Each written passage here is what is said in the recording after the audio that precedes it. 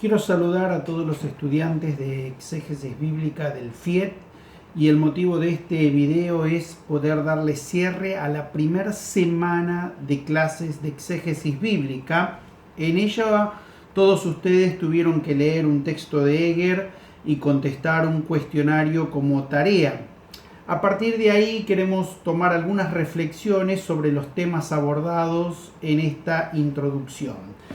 Vamos a establecer en primer lugar que toda lectura en algún sentido ya es un acto de interpretación, porque el que lee está tratando de interpretar, de comprender lo que el texto le quiere comunicar. Ahora bien, esa primera lectura, por lo general rápida e informal, puede estar viciada de algunos equívocos.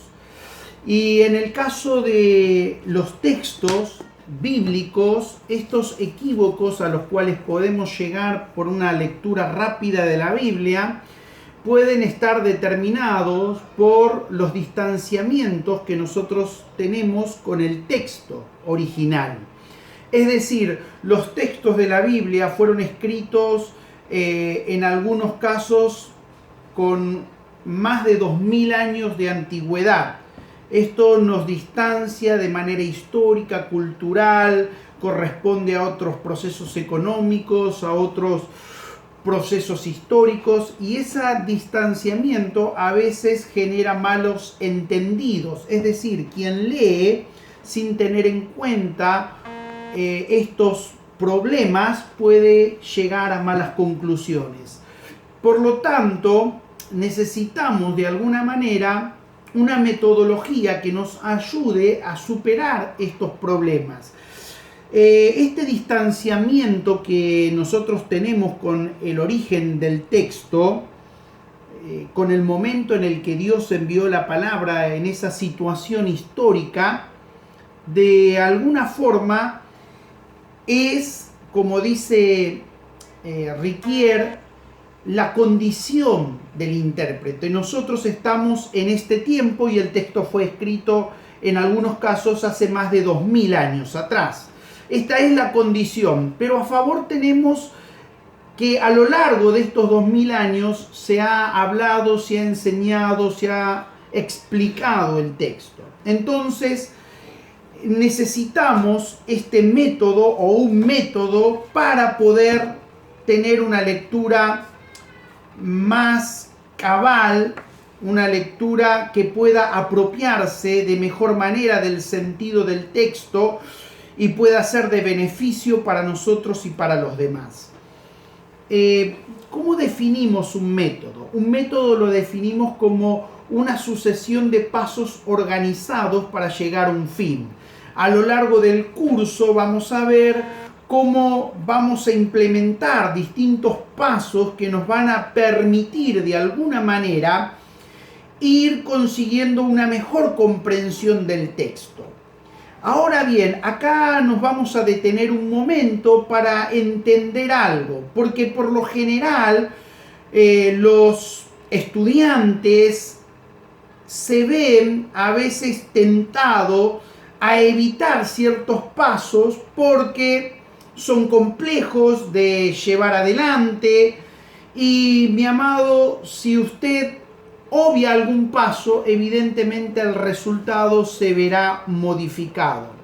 Así que la idea de este curso es poder brindarles a ustedes ciertas herramientas que deben ser utilizadas de una manera determinada para poder llegar a un buen final, es decir, a apropiarnos del sentido del texto, de lo que el texto nos puede comunicar y poder relacionarlo con nuestro presente.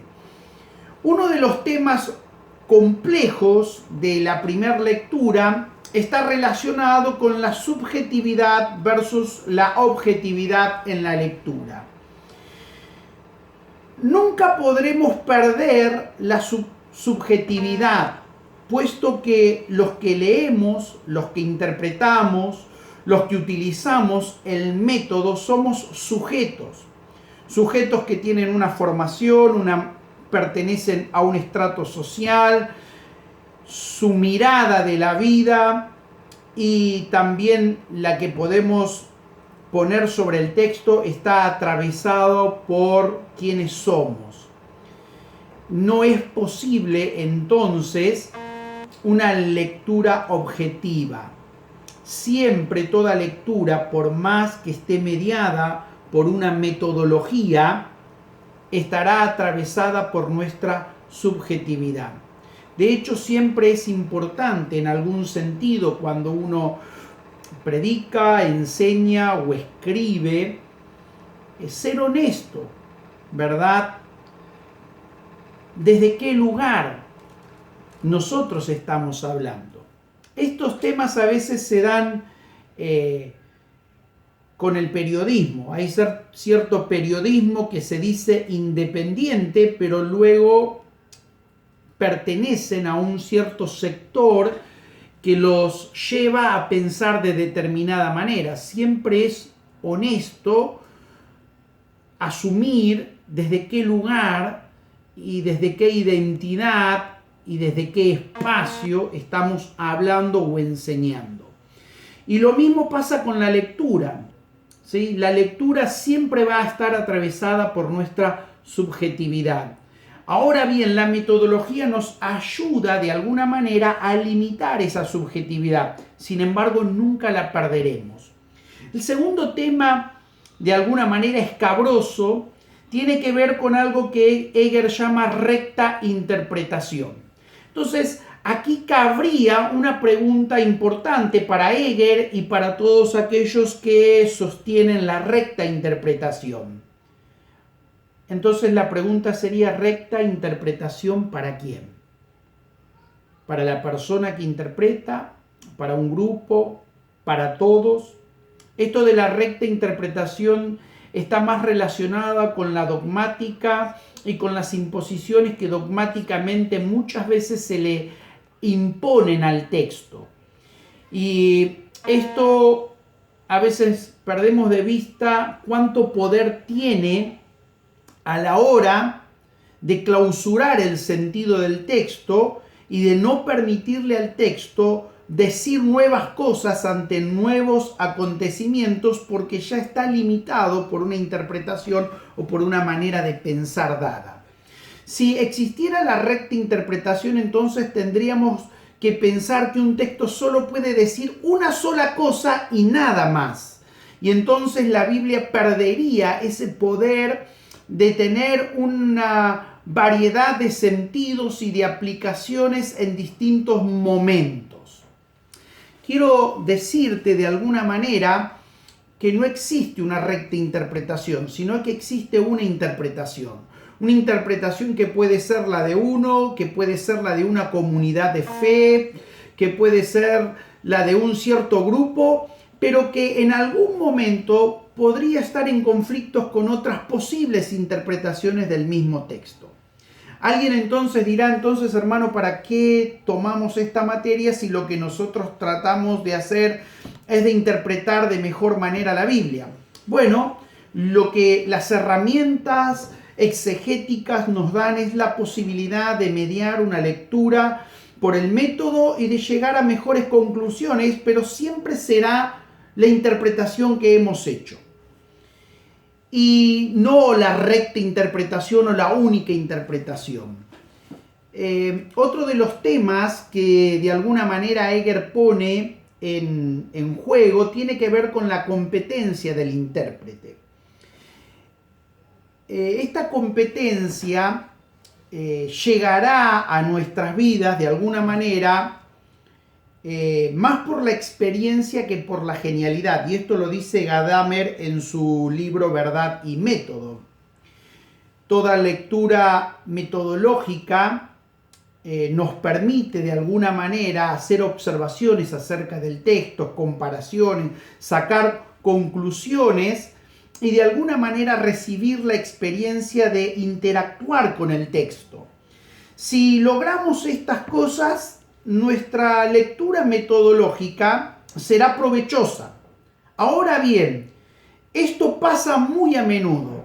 Uno se acerca a un texto de la Biblia lo lee, observa, compara, saca conclusiones, interactúa con el texto, recibe palabras que vienen del texto, experiencias que a uno lo modifican, y va a suceder que tal vez pasado un tiempo nos volvamos a acercar al mismo texto y nuestra competencia volverá a crecer. ¿Por qué? Porque volveremos a hacer nuevas observaciones, nuevas comparaciones, sacaremos nuevas conclusiones y también volveremos a recibir experiencias de interacción con el texto. Este espiral, de alguna manera interpretativo, es lo que nos va dando competencia a la hora de interpretar los textos bíblicos. Por eso estoy de acuerdo con lo que dice Gadamer, de que la experiencia genera mayor competitividad que la genialidad. Es decir, el tiempo, los procesos y la permanente ida al texto nos permiten crecer en conocimiento, crecer en experiencia frente al texto y ser modificados. Y cuando nos volvamos a enfrentar al texto no seremos lo mismo porque ya habremos sido modificados y entonces nuestra mirada, nuestra lectura, nuestra comprensión será también diferente. Finalmente, el texto nos pone frente a algunos elementos que son buenos para verificar si nuestra lectura ha sido provechosa o no. Yo quiero abordar este tema un poco más desde la experiencia pastoral y como estudiante de teología bíblica. Cuando una lectura nos es provechosa, yo creo que en primer lugar una lectura es provechosa si nos ayuda a modificar algo en nuestra vida. Yo creo que todo encuentro con la palabra de Dios es transformador en algún sentido. Algo de nuestra vida tiene que modificarse frente al texto. Una manera de pensar, una manera de entender, una manera de visualizar la misión, etcétera, etcétera. Pero tiene que haber algo que nos modifique, algo que nos llame a ser diferentes de lo que somos. Lo segundo es que un sistema de verificar si nuestra lectura ha sido provechosa o no es la comparación con otras lecturas previas. El tema de la tradición teológica tiene que ver con lo que el Espíritu Santo ha venido haciendo con otras personas que nos han precedido en la fe. Entonces podemos ver a lo mejor cómo Lutero o Calvino leyeron este texto, como algún autor importante católico lo ha leído también, y poder comparar si las lecturas de ellos son o en algún sentido se parecen a las nuestras o cuáles son las diferencias que podemos llegar a tener frente a esto. Hay una experiencia del apóstol Pablo que relata en el texto en la epístola de Gálatas, en el capítulo 2. Dice que él sube a Jerusalén y se junta con los apóstoles que están en Jerusalén y compara su evangelio con el evangelio que ellos han predicado. Y esto es interesante porque Pablo no se aísla de la interpretación de otros, sino que compara su evangelio, su predicación o su comprensión de la fe con otras personas. Siempre es bueno comparar nuestras conclusiones con algunos que nos han precedido en la fe y han escrito acerca del tema. Otro punto importante para verificar si nuestra lectura es provechosa es ver cómo nuestra lectura, nuestra interpretación del texto bíblico, de alguna manera funcionan dentro de la comunidad de fe. La comunidad de fe a la que pertenecemos es un buen lugar de referencia, ¿verdad?, para saber si nuestra lectura es provechosa o no. Todo aquel que pertenece a una comunidad de fe, tiene compromiso con el Señor y compromiso con la comunidad de fe y con la misión que la comunidad está llevando adelante. Y es probable que nuestra lectura de la Biblia pueda aportar cosas interesantes a estos elementos comunitarios. Bien, queridos estudiantes, con esto cerramos de alguna manera la primera semana, dejar algunos temas importantes que ya hemos abordado en este video y quiero darle algunas pautas para la segunda semana que ya comienza. En esta segunda semana vamos a abordar el tema de la Biblia como revelación de Dios. Ahora bien, esta revelación de Dios no es una palabra existencial como la que yo estoy dándoles en este momento, sino que habla como texto. Por lo tanto, el texto es importante. El video de Reutemann hablará acerca de cómo se dio este proceso de escritura del Antiguo Testamento, es decir, cómo el Antiguo Testamento pasó de relatos orales y ciertas tradiciones orales a llegar a ser un texto escrito como lo conocemos hoy. Quiero anticipar que Reutemann es un doctor en religiones comparadas y es la persona que está a cargo de cuidar los rollos del Mar Muerto en el Museo de Jerusalén. Es una persona altamente capacitada, es argentino, judío, y por lo tanto tiene una mirada bastante interesante acerca de este proceso. Y a algunos les costará entender el proceso y bueno, voy a esperar entonces su reacción al video de Reutemann. Luego Eger en su lectura nos acercará a la teoría del texto, es decir, si la Biblia es un texto, entonces tenemos que tener una teoría del texto. Y esa teoría del texto será importante para aplicar la metodología exegética. Así que espero su participación en los foros, donde ustedes deben interrelacionar estos tres elementos o estos tres textos diferentes, a pesar de que el de Reutemann es un video, no deja de pertenecer a una textualidad. Así que los espero la segunda semana, que el Señor les bendiga y les acompañe.